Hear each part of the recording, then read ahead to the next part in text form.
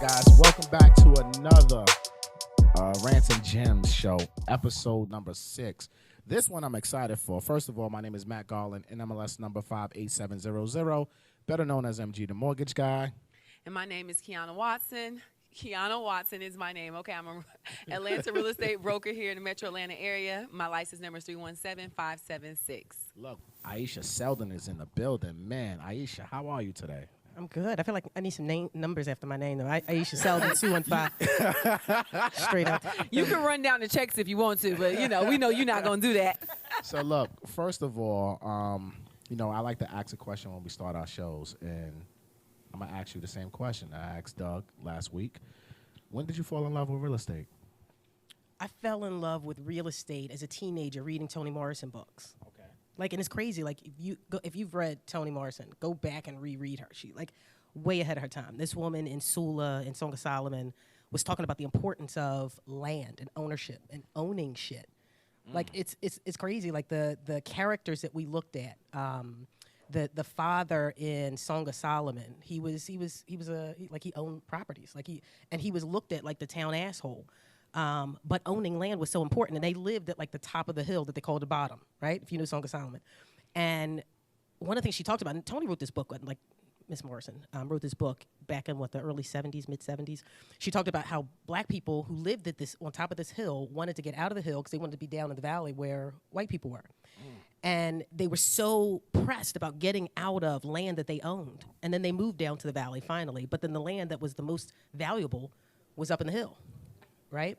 So that's when I fell in love with real estate. Just hearing as a 14, 15, 16-year-old, this woman's on to something, right? So I remember we lived in the hood. And the reason I say that, if I can do this, anybody can do this. My mom was 16 when she had my sister. She was 19 when she had me. My first home was in Passyunk Homes, the projects in South Philly, right? So I'm not a suburban kid, right? I grew up literally, when I say mud to millions, I mean that shit, right?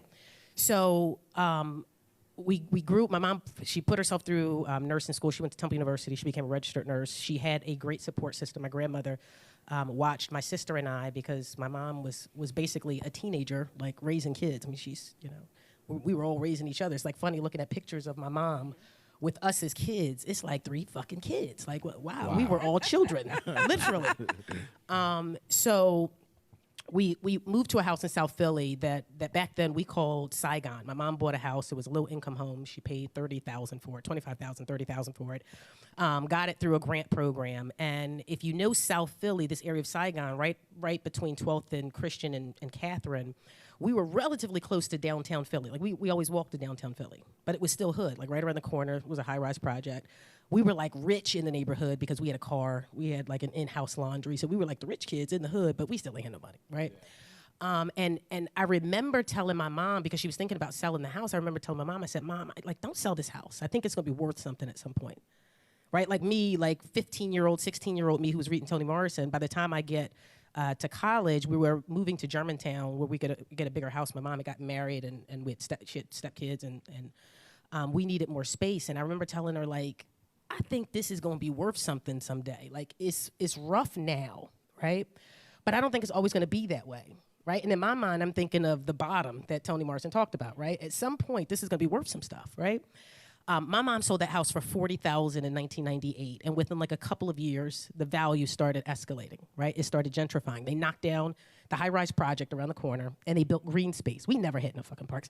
I literally have. That's when you know you're on something. When you see the parks coming, watch out. Listen, so I tell people all the time, and people because I talk, look, my Twitter bio is very simple.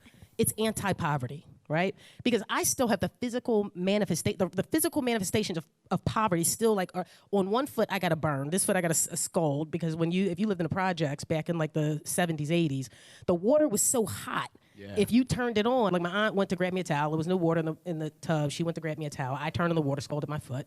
We had no green space, so one day I'm sitting at the fire hydrant, that's because what you did, you played in the fire hydrant as a kid, yes. And I'm sitting on the side of the curb, and the kid rides over my foot with the bike, so this foot I've got tire tracks, literally still, right? Wow. So, when I hear people say things I love the struggle, fuck that. You are. That's a fact. No, yeah. No. I will never glorify poverty. It's not a badge of honor.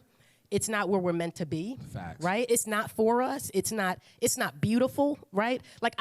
I love to hear how someone came from where they were, and is that a beautiful story of I came from here and I got here? That's a wonderful story. That's a beautiful thing. But what I'm never going to do is glorify the struggle. Right? Glorify poverty. It is not for us, right? It is a system that put us there intentionally. Yeah, but that's we'll probably get to that, right? Yeah, we're gonna get to that. So so my mom sold this house, and I remember thinking like, all right, it is what it is. I was probably 19 at the time when she sold it. I was just starting my freshman or sophomore year at Temple University as a business major.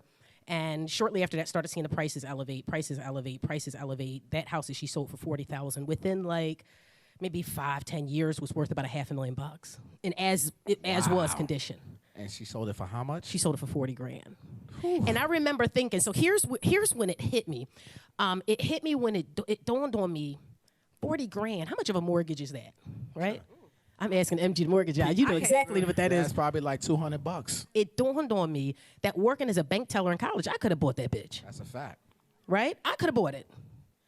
And when that hit me, like, my mom was scared because she was scared to be strapped with 2 mortgages. She's not a business, like, she's a nurse. She's a, she is a beautiful person. She's a worker. She doesn't think the way I think, right? So when it dawned on me that 19-year-old me should have bought that house, and that was like a legacy that still should have been in my bloodline, blew my mind. And I said, you know what? I'm never gonna let that happen again. Like, so revenge season for me was I'm gonna go back to my neighborhood. So when I started going back, listen, it was on and mother effing popping, right? So I went back to when I first started getting heavy into real estate. I wanted to go back to the exact same neighborhood that I lost money on, right? Because when I say lost money, it was sold, right? It was no longer ours. So I went back to that neighborhood. I couldn't afford it.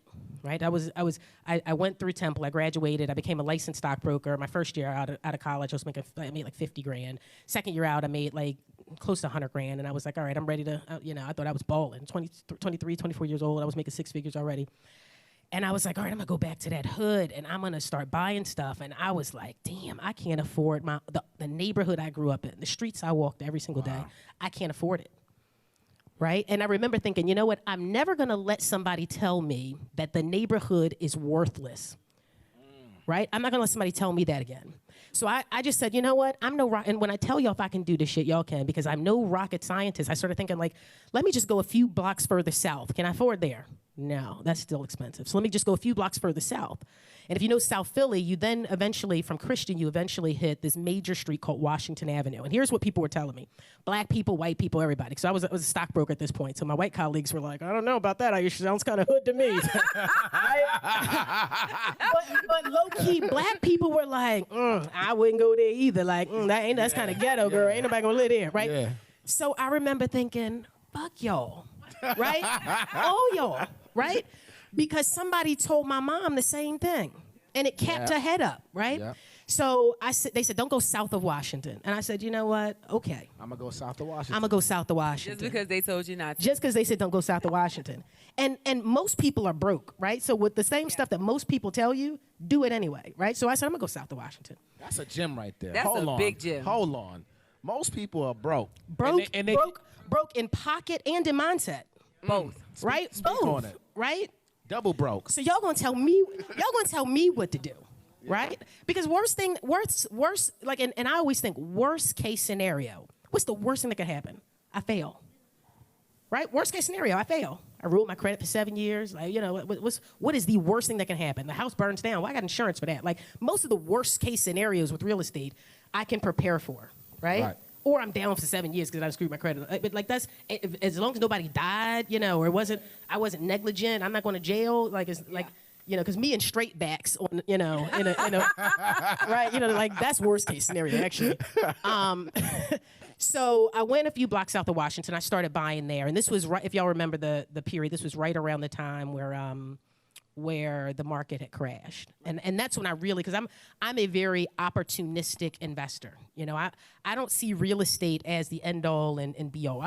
Real estate is not my career. My career is finding assets that will pay me. I don't care what it is. Like, real estate is just one of the things that I do, right? Like, when I say own some shit, I don't say own real estate. I say own some shit, right? Yeah. You know, landlording ain't for everybody, right? not. Short term or long term. So when I say own some shit, I mean own either some real estate. I own stocks. I got a lot of stocks. By the way, when I graduated from college, I became a licensed stockbroker, so I own a lot of stocks. Yeah. Stocks were my first love. When I say own some shit, I just started buying artwork, black artwork. Right, I just bought a couple pieces by an amazing artist, a guy named B. Moore, and I'm gonna put them in my new place that I'm built. Like, so when I say own some things, because listen, because also black people, we've been knocked down by capitalism, right? Like if you can be real, right?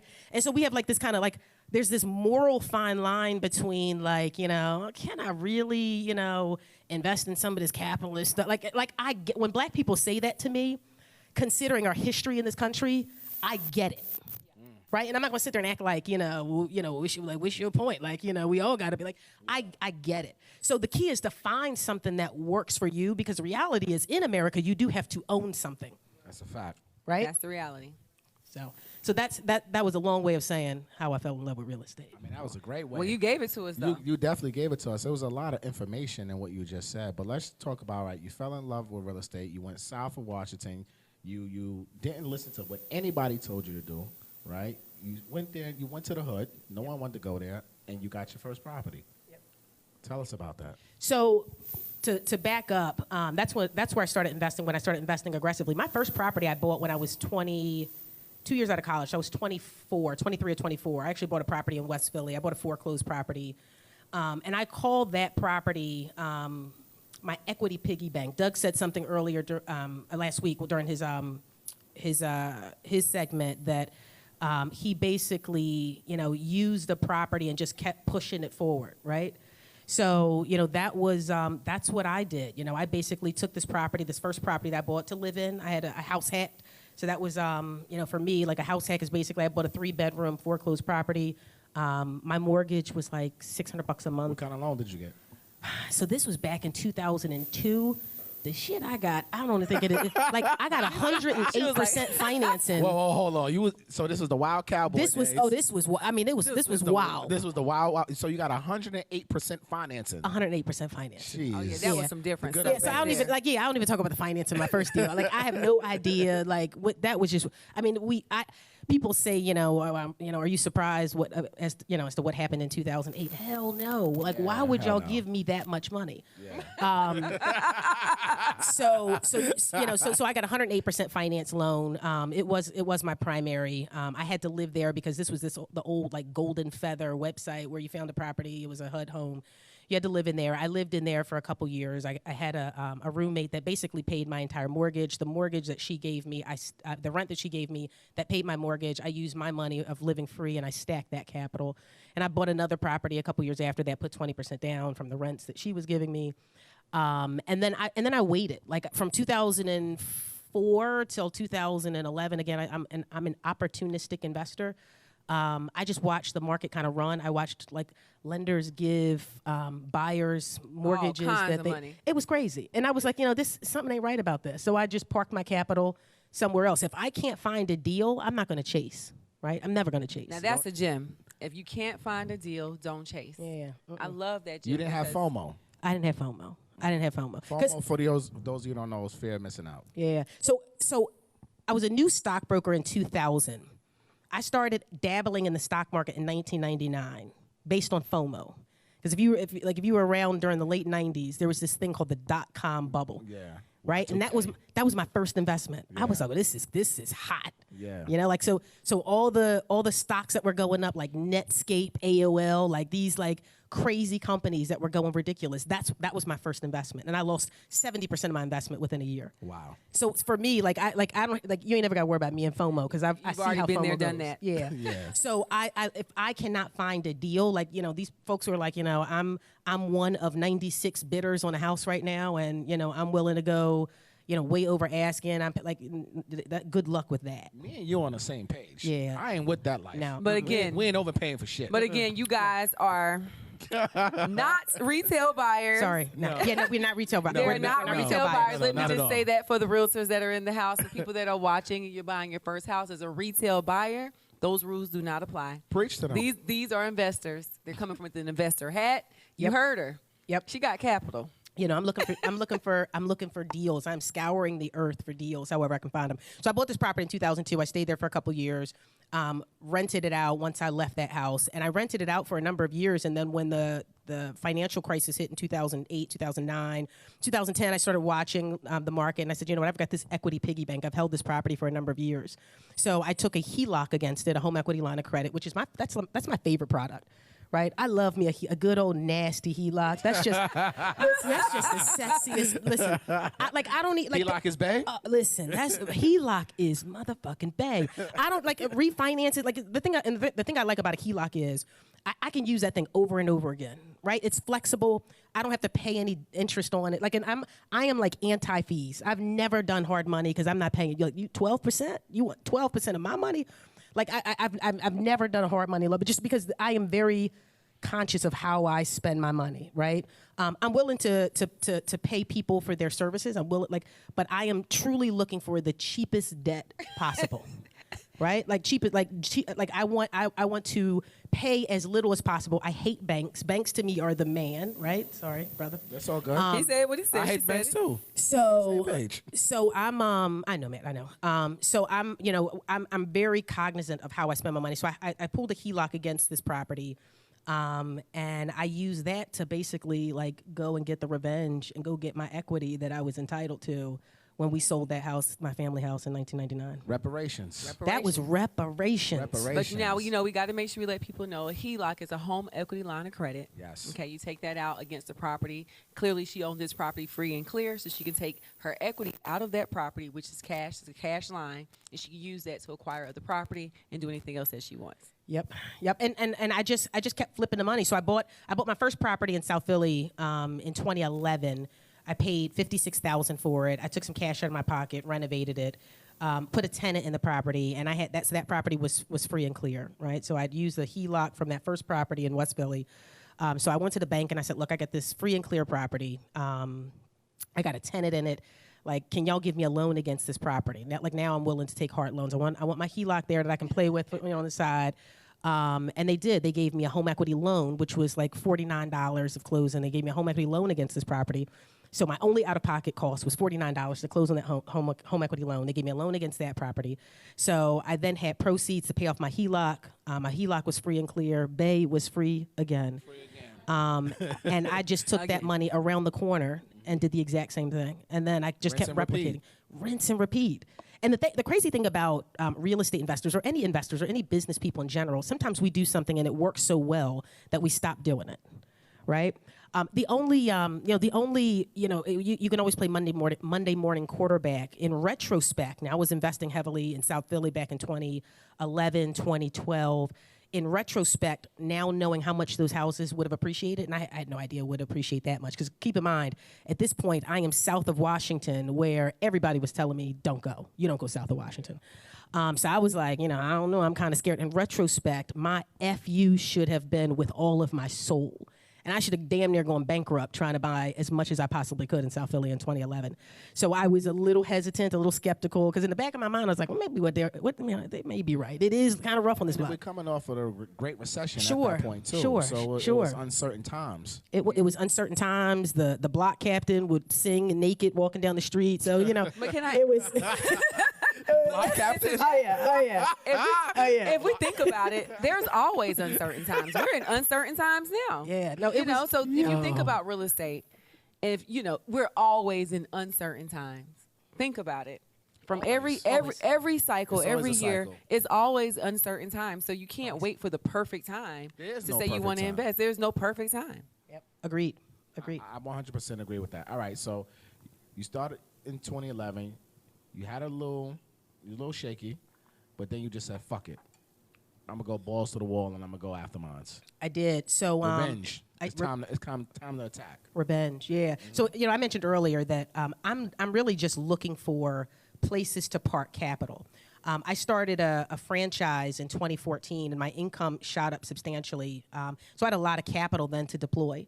So once 2014 came and my franchise was up and running, because my how I kind of see and approach investing. I always want income from multiple sources, right? And we hear that that cliche, I want multiple streams of income. Like we're probably tired of hearing people say that, right? But you need it. But you need it. As long as they're all bringing in streams. I think some of us want multiple streams. It's like, all right, what? Yeah, we're getting at least 6 figures. Like each stream needs to bring in something to carry its weight. Correct. Don't just say you have multiple streams of income and it all adds up to something you can get from one stream. Then that doesn't make sense. You're just wearing yourself thin. Agreed. So I had this. I had a franchise. I had real estate. I had stocks, and essentially my franchise funneled money into the other two. And for me, that was my focus was how can I create a business that I was interested in, right? So I tell people all the time, like, if real estate may be the place you park your capital, but if you can generate or if you can have a business that generates a sufficient amount of capital, the question is, what are you then going to do with that capital? Right? Most people, as their capital increases, they get a business, they get a better job. And keep in mind, you can have a 9-to-5 and still get it, right? So if you got a 9-to-5 and your income increases substantially, the issue is most people, when their income goes up, their lifestyle goes up, right? We call it lifestyle inflation. Yes. Right? So they don't have that opportunity to park that capital. I read that in her book, you guys. Oh, yeah. I talk about lifestyle inflation. Millions, y'all. Multi-millions. Multi-millions. And it's so true. It's very important to have your income increase and just wait till you see how you can live that lifestyle. And, one thing I learned about wealth, and that's just for me, again, reading books, following people like Ayesha, being a first generational person that is actually making money and living a certain lifestyle, you do fall victim to capitalism. You do fall victim to, I need that bag, I need that outfit. But I feel like you can definitely find a way to do both, but you have to invest. You got to own some shit. And one thing about Ayesha, it's true.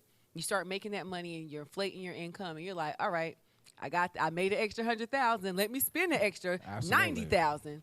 You'll never grow. You'll never generate generational wealth like that. So that's in her book, though. Not trying to plug her out, but I read that book like twice during the pandemic, so I can plan my strategies. The key is to also. Thank you for shouting it out too. By the way, I got you. The key is, obviously as your income increases, there are going to be some allowances that you give yourself, right?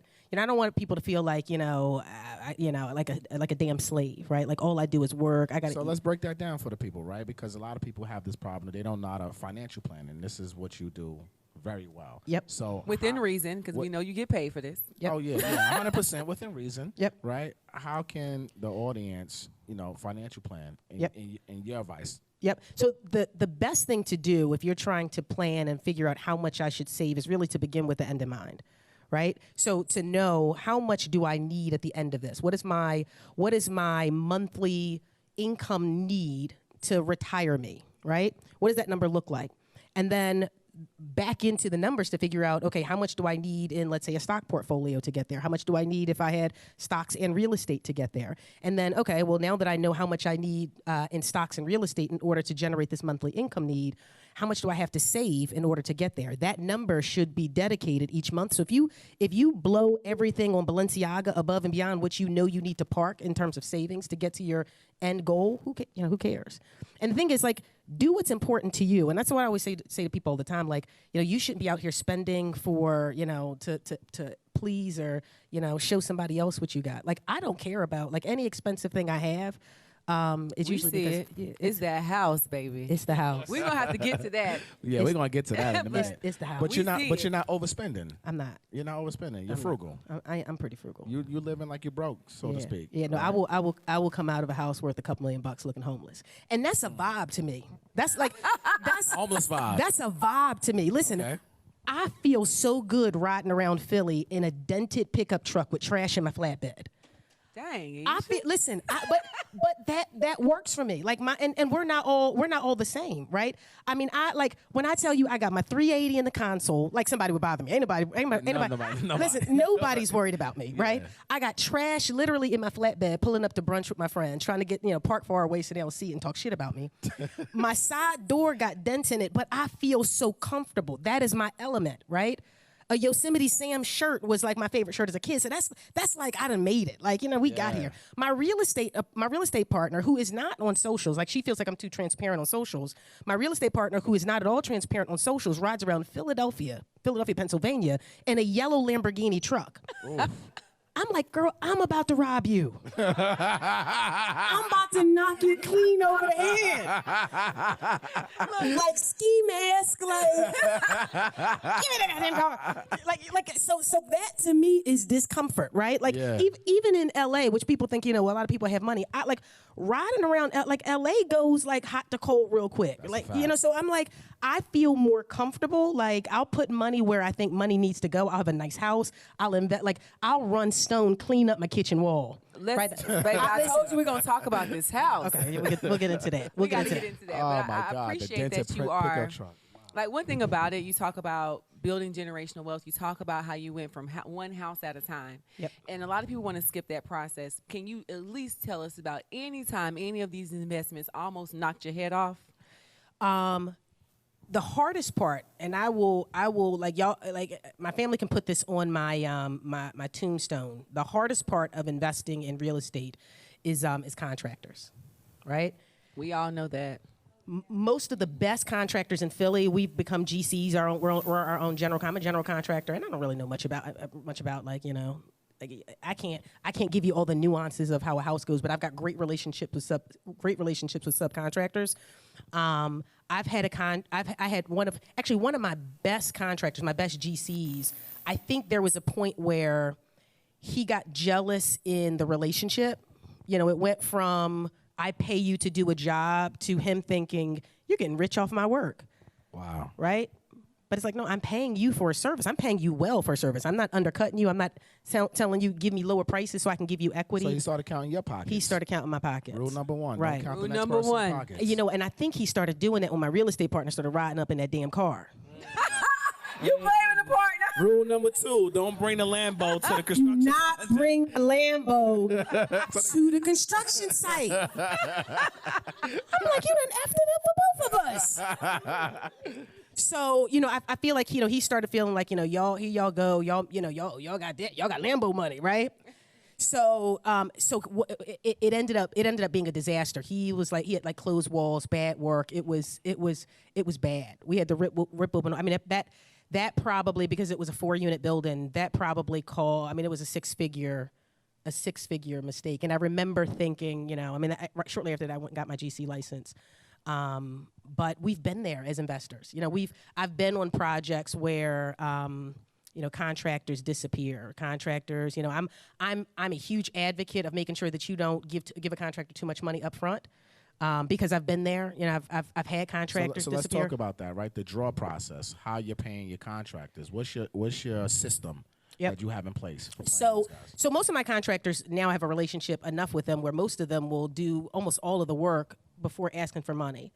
I do almost all of my deals cash. So I'm not borrowing, I'm not financing, I don't do hard money, I'm not. So again, this goes back to, remember, I created a high capital intensive business. My role and my responsibility is to then take the capital from that business and roll it into real estate.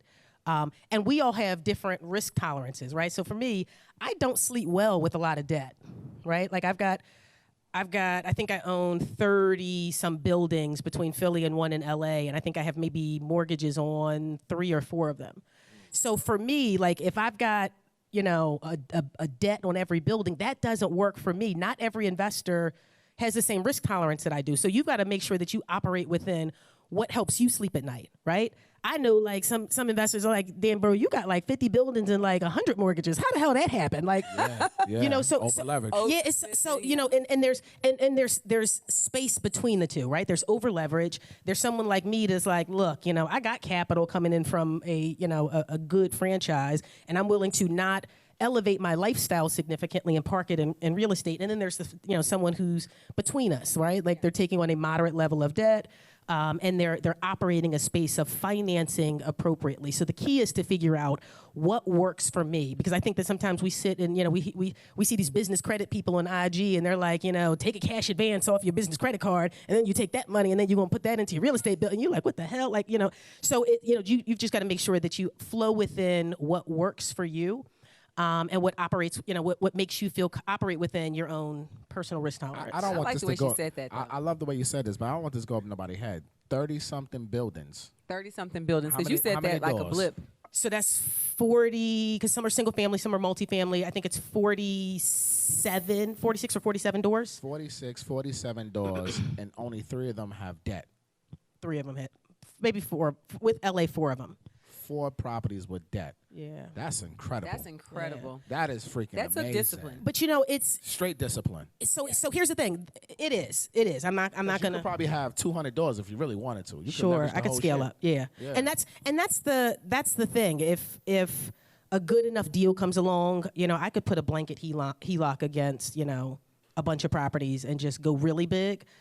If that deal comes along, that is in the back of my mind. I've got millions worth of just free and clear equity sitting there that I could tap into. If a big enough scale apartment building or something big enough came along, I would do that. But again, from day one, I have been a value investor. I'm always a value investor. I have to make sure that, like, if I don't feel like I done stole this house, you know, I'm walking out of clothes and like, y'all good? I'm good, y'all good? So, yeah, right over there. Listen, so if I don't, you know, if I don't skip out of clothes in a little bit, I feel uncomfortable. Jeez, if A you don't thief feel in the like a night thief right in the here. night. This is a thief in the night right here. I think it. that one thing I love about, like, just following your platform and watching how you are talking to your audience and educating us on door by door, brick by brick, just start with owning some shit. Own one house, keep going, keep moving forward from there. If there's any piece of advice you can give someone, because you know what's going on in this market, you see. You see the retail market. Yep. And most people, they may not have the advantage of having 20% down. They may not be able to do that. Some people are like, I got 5% and I got my closing costs. Give me a miracle. Let me see how this is going to work for me in this market. So do you still, even knowing that first-time buyer may not have that advantage, what do you recommend they do just to get their foot, just to jump off the porch? So different answers for different folks, right? So if I'm a retail investor buying my first home, if all you have is 3.5 or 5% down, and buying that home is still going to be drastically cheaper in your market than renting, take the plunge. Go ahead and do it. If you're investing, if you're an investor, and this is a totally different message for an investor. If you're an investor and you don't have the money down, don't become an investor. Right? Because please say that one more time. Please, please rewind that. Drop a bomb on that. We got to cheers to that. No, we got to cheers to that. Hold on. Y'all need to get cheers, your cheers, cheers. Everybody else cheers. It's too many. There's too many people out here talking about you can buy real estate with no money. I'm tired of that shit. Because we know it's not true. Yeah, and you know, if it was true, we would all have it. It's cap. Like, Cap. If I could buy real estate with no money, I'm out here. I see the deals first. I would buy all the real estate. It just doesn't make sense. You know, if even if it's possible, still don't do it.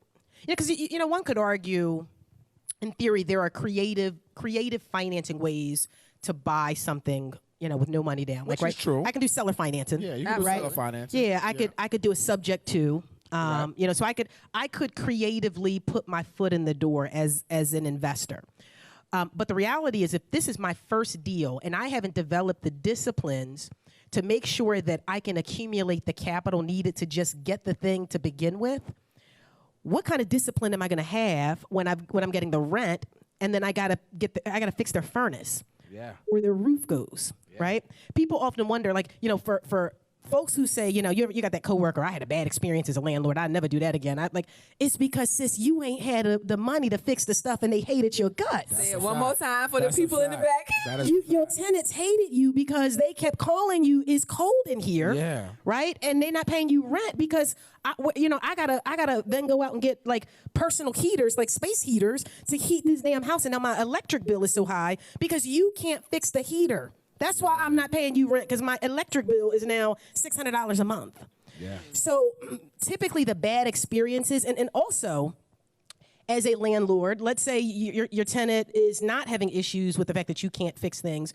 You were so undisciplined that you took the very first applicant that waived 3 months rent in your face. Yep. Right? Because when somebody waived money, right, and you're not a disciplined investor, you saw 3 months rent or 2 months rent first in security, and you damn near fainted. Or somebody said, because here's the most problematic tenants, right? Most problematic tenants are usually that you show up to a show and they're like, how much to take this off the market right now? Yeah. right? Like I got cash, I need to move immediately. Right? And a desperate landlord, an undisciplined landlord who has a mortgage next month and they don't have any capital, they have no reserve money, they will take that person who's willing to wave money in their face right now because they need the capital, and that person has 96 evictions. They are being evicted as we speak. I tell you, I can promise you this. Right? Like, Serial investors. That's true, because from our property management days, we always would say, the worst person that walked in the door was the person that needed to move tomorrow. Yep. If you got to move tomorrow, buying real estate and renting real estate cannot be an emergency. No. It is not. You don't have 30 days. You got to move tomorrow, sis. Oh, okay. Yeah. We see what's happening here. And they got 6 months rent too, 3 months rent up front. They got all the money. So it makes you have to really think about that. And that's just coming from my property management days. Every time I had to meet a quota, and I said, all right. It would be my assistant manager knocking on the door, putting on the letters, calling my friends down to the courthouse. Can you please get this person off our property? Because once you get that 3 months rent up front, you got nothing else.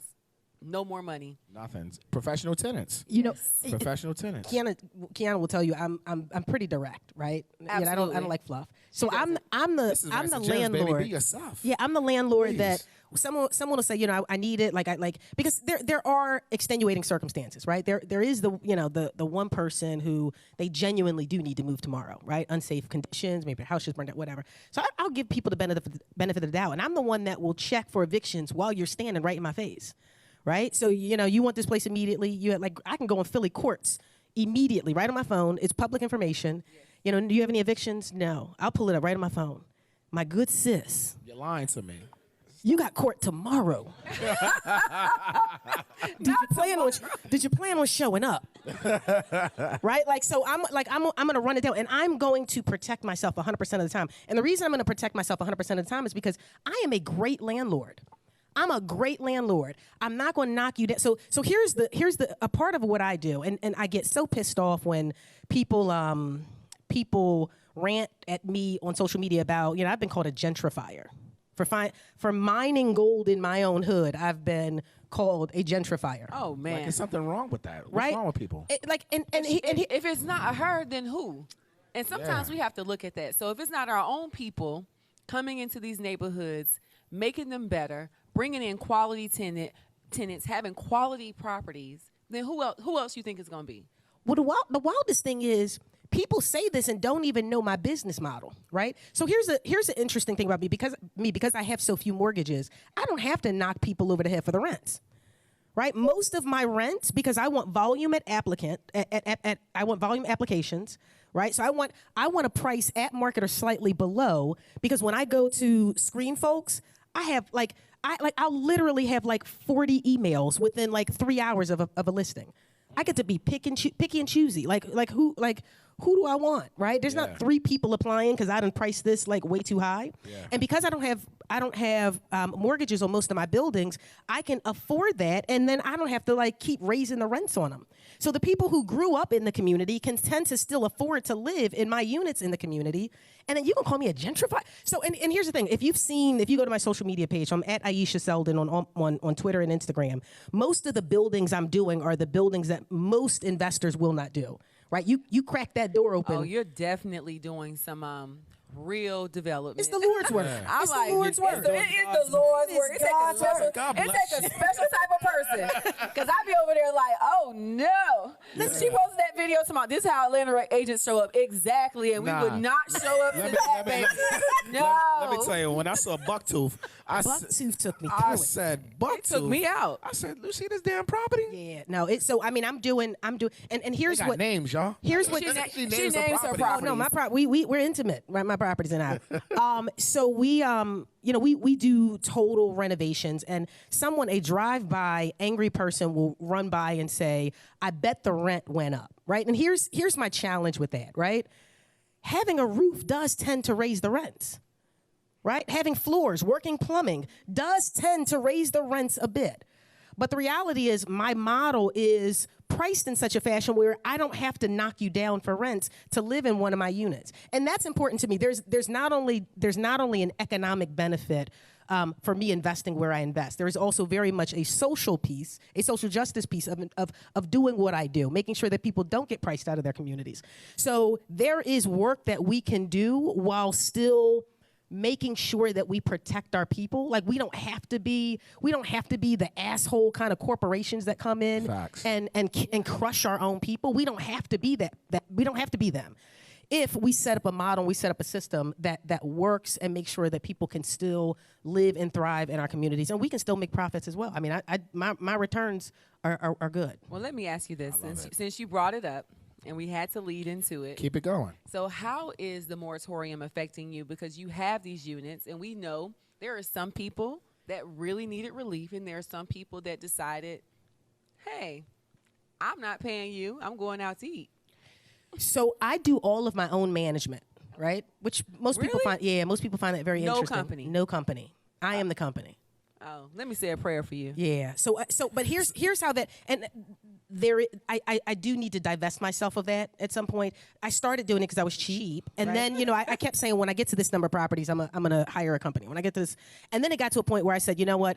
It's so big now, my rent roll could afford to hire someone who works for me exclusively. So now, that's... You build it in-house. Yeah, I would. Put them on a salary. That's exactly what I would do. I would build it in-house. But the reason I've had issues delegating that is because I do it well, right? My tenants tend to stay for years because I do it well. This goes back to your question, Quiana, about the moratorium. I had one tenant who was a hairstylist. Her salon shut down.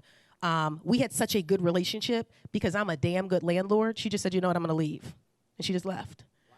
So, I didn't have to pay her to leave. I didn't have to, I didn't have to, kick her out. I didn't have to, threaten her. I didn't have to take the door of her apartment off. All the stuff that we've heard. Yeah, all the slum laws. All the things we're seeing.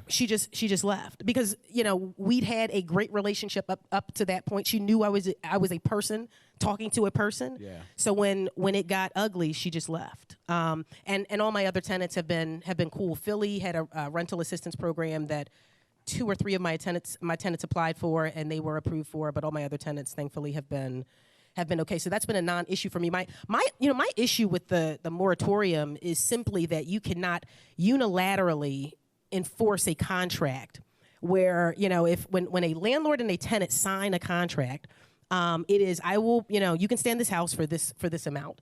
My issue with the CDC stepping in and saying, well, no, they don't have to pay this, but you can't do anything about it, is unilaterally enforcing a contract, just one-sided. Yeah. So I get you can't have that many people. What are you gonna do with them? Are you just gonna kick them all out? That's a problem too. Absolutely. I think that if the CDC was gonna step in and say, I'm only gonna enforce part of this contract, I think that the government should have then paid those landlords as a result. 1,000%. That's the part. Yeah. So let me That's ask what you was this. missing. Let me ask you this, because you said something. You self-manage your properties. You got 50 doors, 50 people that you're responsible for. What is your system, right? How are you dealing and managing all these buildings, these people, the repairs, and you're in California building your dream home, got your franchise. You're not just doing this full time. You have other businesses. Yep. So what is your system? How are you self-managed? Because a lot of people out there don't want to hire a property manager, but they don't know how to property manage themselves. Yep. So what kind of tips, what are 3 actionable items for someone who's getting into real estate and they want to self-manage? One, you've got to make sure that you have a good team of contractors. Right? If you have no contractors, you have to delegate it. That's your bread and butter. And when I say contractors, you've got to have a roofer on deck, a plumber on deck, an electrician on deck. You've got to have an appliance company on deck. All the things that you don't even think about. You've got to have those numbers on deck. And it's totally okay to not stress yourself out trying to coordinate calendars, right? So if my tenant texted me a couple days ago, my washer's not working, I'm not calling the appliance company. Here's the number. I have an account with them. Tell them you're my tenant. Schedule a date that works for both of y'all. Y'all figure that out, and they'll call me and tell me what's wrong, or they'll call me for billing. Right? So I want to streamline that as much as possible. The second, make sure that you have all of your tenants on an electronic payment system. You will never get me showing up to your door for rent. times are hard. People are crazy. You've heard all kinds of crazy things about landlords being hurt, injured, whatever. Like, I'm never coming to your door for What rent. systems are you using? So I make it easy for tenants. I'm hood. Like, you can Cash App, Venmo, PayPal. Like, We accepting all digital payments. Apple Pay, Zelle. You accepting Bitcoin? She said she wanted to get it how she lives. You know Bitcoin? Listen, if somebody said I got Bitcoin to send you, I would figure it out. Okay. I would, I'm trust me, I will make it as if you want to send me some Bitcoin through Cash App, like, we'll figure it out on this side. Okay. So I mean, I literally will make it as so you're not going to tell me, oh, you didn't have Zelle. Yes, I do. You didn't have Venmo. Yep, and you can even put the tagline in the Venmo comment section. Like, you can send me money any way that you want. I've got 2 tenants that have an account number because they're older and they're like, they're literally older, so they go and physically make a deposit. But otherwise, all my other tenants, they figure it out electronically. I feel sorry for your bookkeeper. Wait, you feel sorry for me? What did you say? That I'm the bookkeeper, Baby. You feel me? All that money from all different ways. So literally, when it's time to sit down to do taxes, I legitimately fear for my life. It's like literally everything shuts down for a good solid month because I've got to then accurately account for everything because I'm doing it all. And I also don't I trust my bookkeeper. I trust her wholeheartedly. We never steal. Yeah. So and then the third thing is I have a lot of spreadsheets that just keep my life in order. So I mean, if you're not organization, if you're not, and again, I use spreadsheets because that works for me. If a black and white composition book is what works for you, have a system that will work for you to make sure that you can keep everything adequately. Some people are sophisticated; they're using QuickBooks and whatever. Spreadsheets work for me. Great three steps. That's a great 3 steps. I like that. So now that we've gotten through that part, we know that, you own all these houses. You collect your rents however you want to get them. You own all these buildings. Let's talk about how you've been able to say, all right, now that I've created this cash flow and I'm living this life based on this cash flow, how did you end up in this house in the hills in Cali? We just got to talk about it. Let's talk about the dream house now, because you could have purchased your dream house. I mean, she could have been got it, but I mean, True. I've been following the years journey. ago. True. So I made a commitment to myself, and I talked about it a little bit at the end of Mud to Millions. I made a commitment to myself as I'm 43 now. In my early 20s, I said I went to LA, and I said, you know what, this is a vibe, right? In one shot, I can see mountains, palm trees. I can see snow-capped mountains. I can see the water, a skyline. The weather is perfect. I flew in the red eye from LA this morning, and I was like, damn, it's humid as shit here. Yeah. Yeah. I had I love it here in Atlanta. So it had been a goal of mine for a long time. And then finally, I finished a 4-unit building cash. I bought it cash. I renovated it cash. And then I rented it. And I said, I added up the rents minus, expenses and all that stuff. And I said, you know what? That could buy me a 7-figure. These rents could buy me a 7-figure place in LA. Just this building, and I can dedicate this building, which is very much it's still in the hood, right? It's right near Temple Hospital. I said this building, these net rents could buy me a place in LA. So I'm going to dedicate this building to the place, the commitment that I made to myself almost 20 years ago, and I'm gonna see it happen. So I bought the place in LA in a predominantly black section of LA. It's View Park, which if you know LA, it's like Baldwin Hills, View Park, Windsor Hills, which is a very affluent neighborhood. I mean, it's literally a hill of Huxtables. Wow. It's a hill of Huxtable. Your neighbor pulls up and is like, "Hi, I'm a professor at UCLA. My wife's a professor at UCLA." I'm like, "Get the fuck out of here!" They're just a dime a dozen around here. I mean, it's in Philly. If you know Philly, Philly's a tough city, right? Any predominantly black community in Philly, it's not well taken care of. Yeah. Money wasn't invested in the city, in our neighborhoods. It doesn't give you this same vibe, the same energy. We deserve it in Philly, right? We deserve. I mean, you look around the country. How many affluent, predominantly black neighborhoods are there? You got not many. Yeah, Atlanta. Listen, y'all popping down here in Atlanta. Yeah, Atlanta. You got Maryland, PG County in Maryland, yeah, for right? sure. Yeah. But when you look at most predominantly black neighborhoods, it's not too many. It's not too many. A handful. Yeah. So I said, you know what? This is where I want to be. Like, I ain't got to worry about folks calling the cops on me.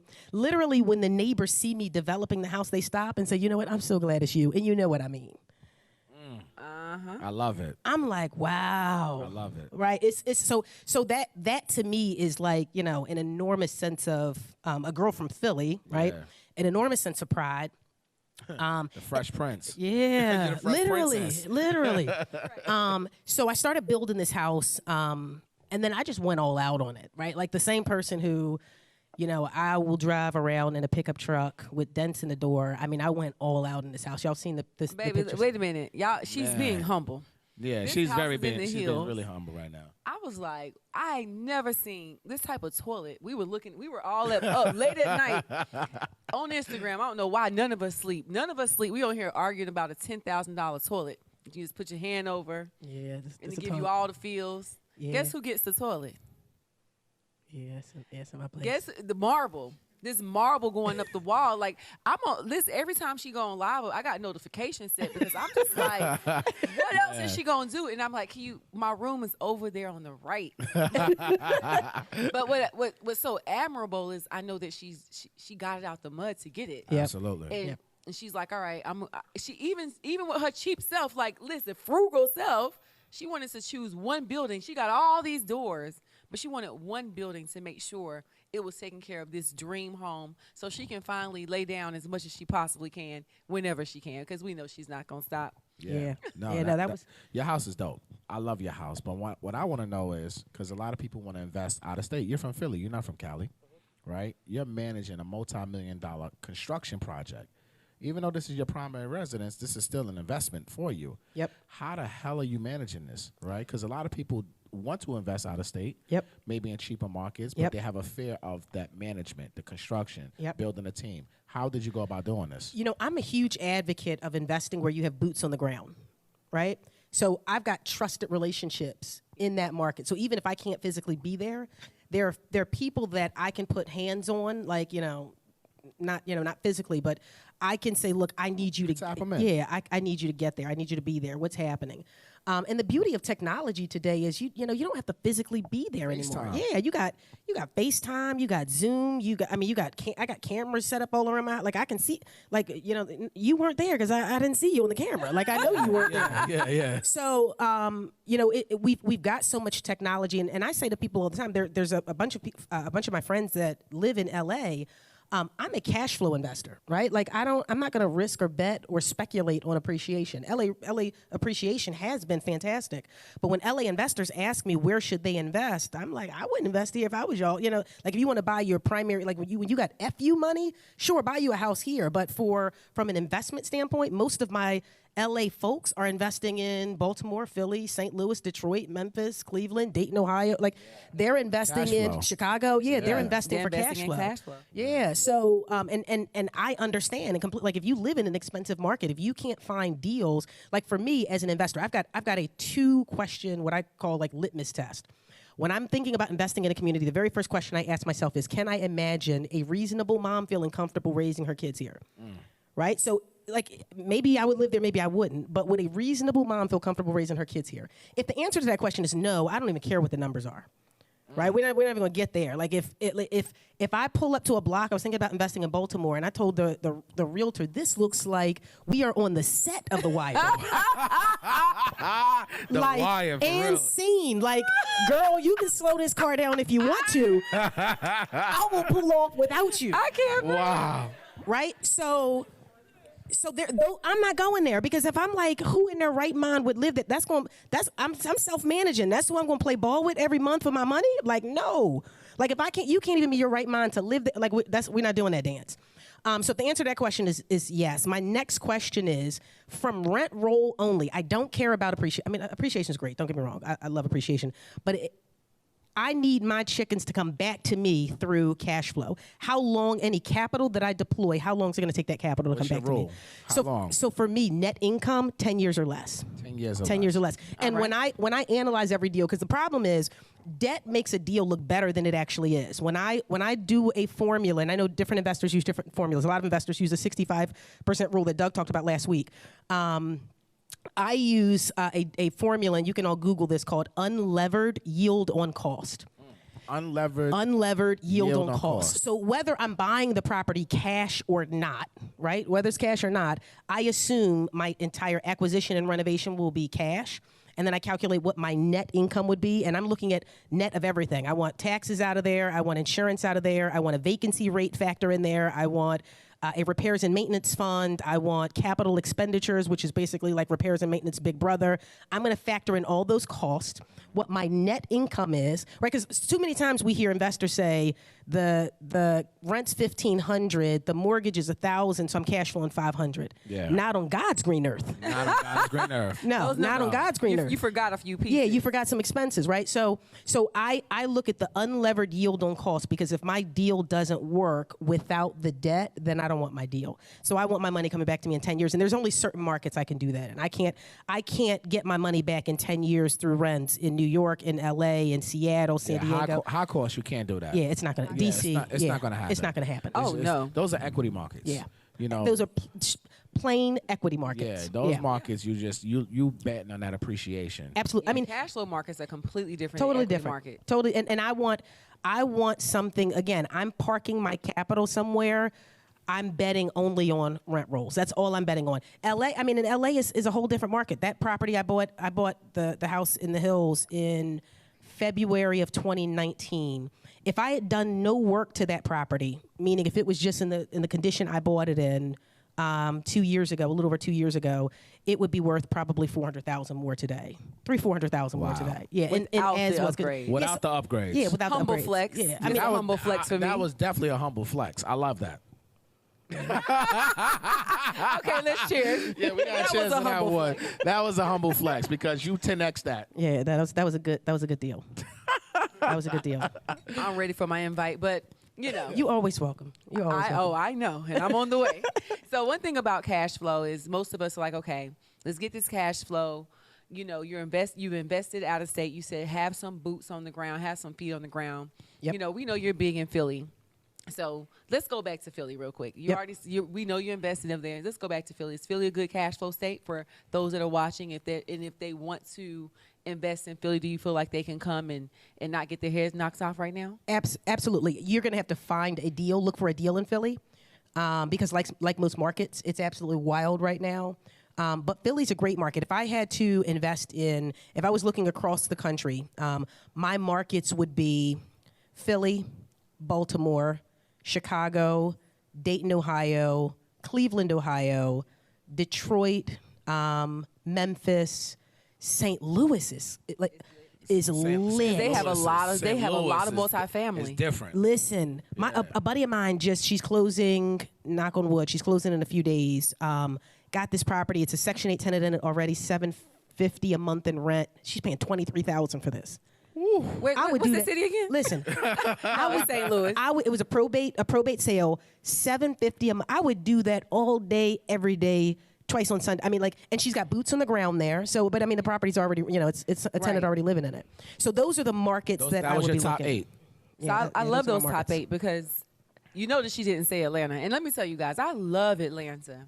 But Atlanta's not a multifamily city. Atlanta's not a major cash flowing multifamily city. And I always say it, but I consistently say it. I'm glad she gave you the list so you can go to a cash flow city. We are an appreciation city. Yep. I mean, Atlanta. I was thinking the same thing. The values are up. Yep. Like our appreciation is there, but if you're counting on cash flow, you may fall a little short. So she gave you a list. I hope you wrote it down. Rewind, listen again, write it down one more time. I think the next episode we should break down those top 8 cities. We will. Right? We will. And what Ayesha gave us, we'll break it all down. Let's break it down to the numbers, cash flow, what to expect, average price point. All that good stuff. We'll include some appreciation because I'm an agent. I'm sorry. That appreciation counts. We need that appreciation, but you need the cash flow too. I mean, to that point, I'm kicking myself. I talked to my real estate partner 5-6 years ago, I said, Atlanta's hot. We should buy in Atlanta. You sure did.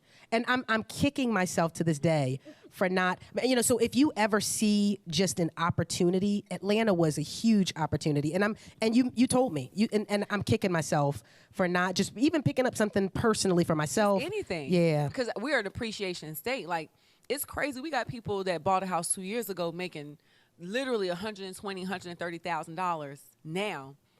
What? Appreciation is crazy now. So we're an appreciation state. Focus on the appreciation if you want to be in Atlanta. The cash flow, multifamily, we don't got that for y'all. That's just the truth. Yeah. So before we wrap this up, right, I want to get your thoughts on the market and where do you see the market going? Do you see a crash happening? Do you see a correction? What is your opinion on the market, the real estate market, within the next 2 to 3 years? Yep. So, I think it's lazy to say that we're back at 2008, 2009, right? Agreed. Because everything that collapsed the market 2008, 2009 is not where we are today, right? Nope, not at all. No 108% financing. No 108% financing. No doc loan, like all this subprime lending that almost collapsed the entire U.S. financial economy back. That's not where we are. We have legitimate buyer demand. Right? We have a legitimate, there's more demand than there is supply, right? So the question then becomes, what could possibly pull back the market?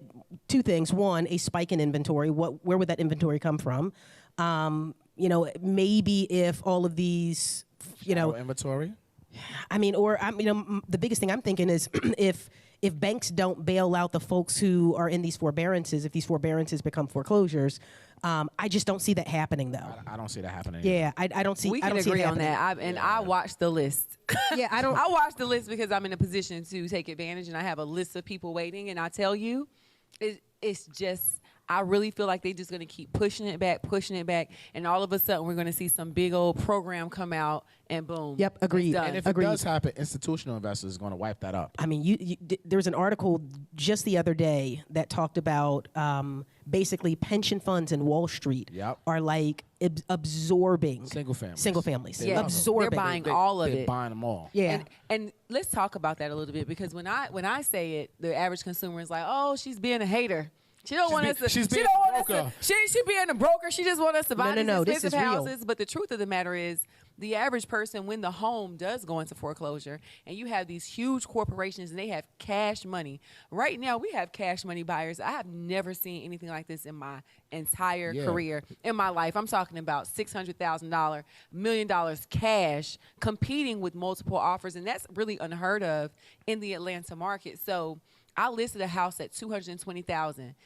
I had 12 offers, 10 were cash. Where is this money coming from? You know what? These institutions are buying the property. So the average consumer is like, you're waiting for the dip and you got your financing. How are you going to compete with the cash buyer? I would just say watch the prices, make sure you find a good deal and feel good about that deal, because waiting for a dip when there's institutions ready to wipe out and take out, because what they want to do, they're buying them to rent. Every property that I list, if it does not have an HOA, if they're still allowing renters, it's gone within a day. And they don't have no appraisal contingency. They don't have no financing contingency. They paying $30,000 above asking, and they closing in 7 days. Facts. The average buyer can't do that. And so be mindful while you're thinking you're waiting for the foreclosure dip. Look at the pricing in your area. Get with an agent that's going to really let you know what's going to happen, because you might get outpriced while you're waiting. And then when it does happen, you might not be able to take advantage of it because you don't have the leverage. All facts. Agreed. So you don't think it's going to be a crash? If it is, I don't see it happening like anytime soon, particularly because of Wall Street and pension funds not just dipping their toe into this market. I mean, I hear on Twitter all day, every day, people complaining about mom and pop landlords. I'm like, you don't know a bad landlord until BlackRock is your landlord, or until Zillow, or a corporate. I mean, literally. Yeah. Your late Zillow fee buying is due. Everything right now. It's crazy. Yeah. Open Door. It's crazy. Knock. I can name all the companies that they're Redfin. all had. Redfin. They're all got big corporations behind them buying these houses cash. Yep. Do you see a correction happening within the next 2 to 3 years? Or do you think it's still going to be a seller's market for the retail buyers? I think it'll soften at some point. Could be a little bit of rise in rates. It could be inventory finally opens up a bit. I think that in 2020 there were some sellers who just didn't sell, and even in 2021 didn't sell because of the pandemic. Correct. If I didn't have to sell, I wouldn't want to open my house to folks to come in, put their COVID-y hands all over my stuff, right? Like, if I didn't have to sell, I would. You should say COVID-y hands. Yeah, so I think that some sellers, as things, as restrictions lift, as people feel more comfortable, inventory will go up a little bit, So I think it'll soften, possibly next year, the following year. But I mean, I don't see it plunging like it did before. That's another question, because you soften. So like you said, all the prices are up. Let's just talk from your experience. You're in Philly. Prices have gone up. So when you say soften, do you mean soften as far as having more inventory, or do you say, all right, that house is $400,000, but now it's going to soften down to $200,000? No, that's a full out plunge. That's a full That's plunge. not happening. That's beyond the crash. Yeah, that's a plunge. Yeah, so I'm 50% off. Yeah, no. I $400,000 house maybe goes to $350. I mean, it's not gonna. In 10%. It's 2008, 2009. We all say the same thing. Yeah. I'm thinking 2023, 24, probably 10%. Yeah, it should be interesting to watch. Somewhere around there, but it's gonna be interesting. Yeah. But it was good to get your opinion. So yeah, we because the people trust you. You're the people's champ. Oh, you definitely are. So I got a question for you. What's that? You're on the Rants and Gems show. Yep. Facts. You're going to have to give us a rant, and you're gonna have to give us a gem. What is one of the rants that you get? Like, what is something that you always are asking? Like, listen, y'all need to position yourself for this, and then give us a gem. Tell us how we can get like you and live in the hills, baby. My rant is probably how a question that we talked about earlier, which is how can I become a real estate investor with bad credit and no money? My position is, it takes a lot of discipline to be a good real estate investor. To be a good landlord, it takes a ton of discipline, to be able to not spend those the extra rent money on increasing your lifestyle, to actually put that in a reserve fund and not touch it. I know landlords that were getting rent checks and then still lost the property because they were using the rent on personal expenses. I'm like, well, how long was the tenant not paying rent? Oh no, she's paying the rent. Where the hell's the rent? Your job as a landlord is to take the money from the tenant, pay them more. Like you're like a conduit from tenant to lender. I see that happen all too often. So I think that there's a ton of disciplines that need to happen up front before you can be a successful investor. So that's. That. That's my. I don't know if it's so much a rant. That's a rant, okay. because everybody want to be an investor with zero money. It's a rant. And it a needs to be said. 520 credit score. Yeah, no, you got to fix that no stuff. job. First. Yeah, no, baby. So what's the gem? The gem is, if I can, you can. I'm truly not a rocket scientist. I promise you. Like if I can. And I, people ask me why I'm so transparent on social media about the house I'm building, like all this stuff. I truly feel like, because when I was a kid, before my mom bought her house, she rented, and our landlord was a white guy, Mr. Mitch. So I never saw a black woman landlord. I never saw like a black woman or a black person own so much property. I'm so transparent because I want folks to see that look like me, that like if she can do it, and I promise y'all, what is super special about me is that I believe that I deserve it and that I can do it, and that I think, worst case scenario, I fail forward, I'll learn some lessons, and I'll still be okay. I love that. Big gem. All right, so we got some people in line. Looks like we have 2 questions, and we want to get your questions answered. You have the floor. Ask your question, and Ayesha is ready. All right, thank you. Y'all talked about cash flow and then equity cities. Yep. Do you have any indicators that one would change from one to the next, like Chicago going from cash flow to equity, and then vice versa? I think if you do some research on the development or the plans for the city, for a particular city or area in advance, that'll give you an indicator of, if they've got companies coming into the area, right? If they've got a good business plan to bring in good employers in, you can somewhat predict or estimate how that market is going to shift. Some of the best investors, even the folks that I know that are investing in Baltimore, look at specific pockets of Baltimore based on what they know is going to come to that area, in the 3-year, 5-year plan. So, I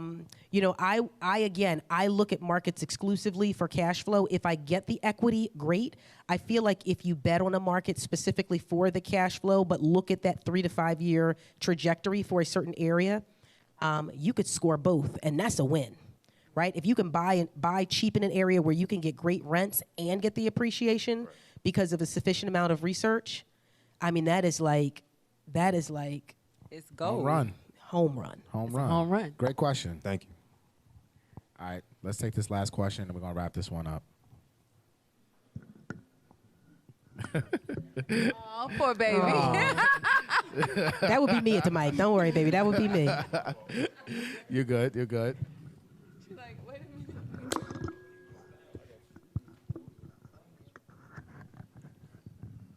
minute. Slight adjustment. Is it questions that we're supposed to answer?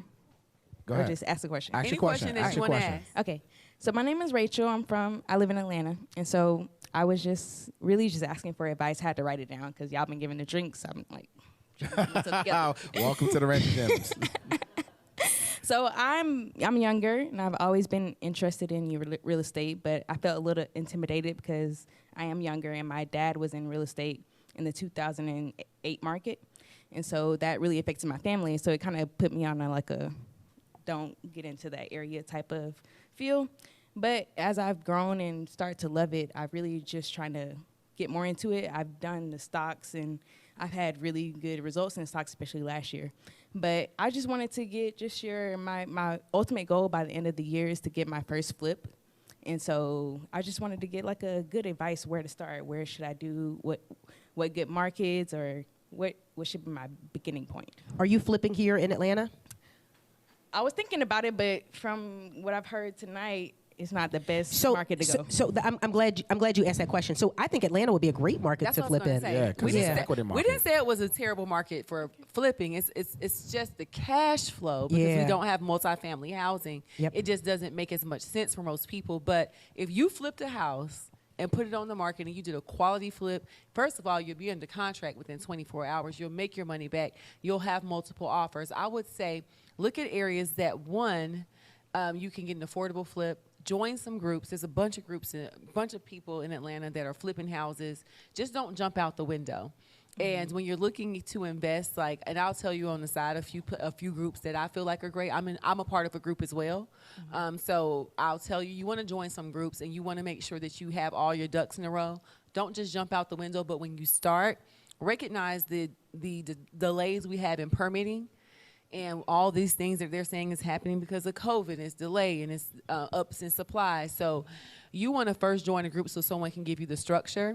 I'm all about, I hate jumping out the window. I need everything written down. I love spreadsheets. I love seeing how everything is going to flow. So if you join some groups or you get a mentor, they'll help you write that down. So when you do see a deal, you can recognize that it actually is a deal, and then you can go for it. But you cannot lose flipping a house in Atlanta.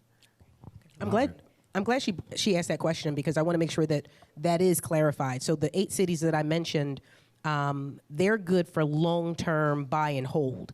I threw those cities out there as, just specifically as cities that you want to go into, buy a property, possibly renovate it, cosmetic renovate it, and then rent it. But flipping, Atlanta's a hot market for that. I mean, Yes. you've got so many different cities where you can get a substantial amount of appreciation and make some good We have capital. a responsibility to explain. So a cash flow is I was just in Chicago, and I had one of the agents. She took me out. Shout out to Rashana Scott. She took me out to her flip. So she got $400,000. She actually got a house, right? A full-on duplex. They call it a two flat. Yeah. I don't know why it's two flat, but it's basically two homes for $100,000. They're putting in $75,000, and she's going to sell it for $400,000.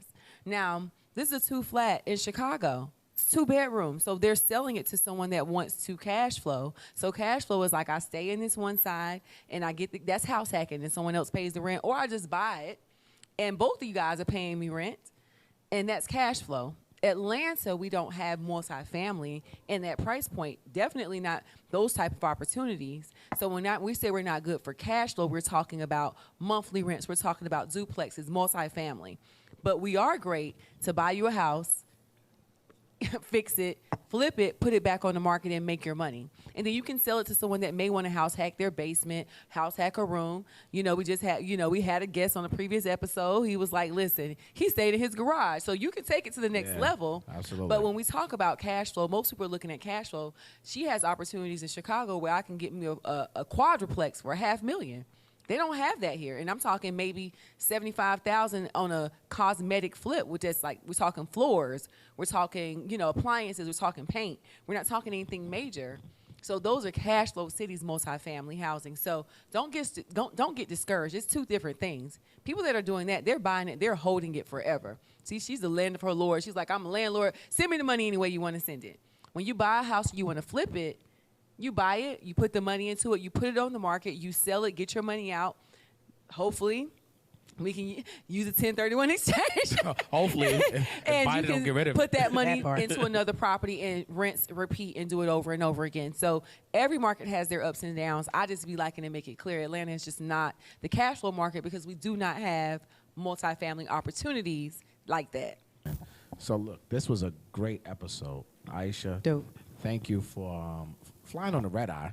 Right. That's dope. First of all, we're taking you to dinner tonight too. You're kidnapped. Exactly. FYI. You with us. FYI, you with us tonight. All right, we're gonna drink some more wine and have a good time. Good. But thank you for coming out. Please tell everybody how to follow you one more time.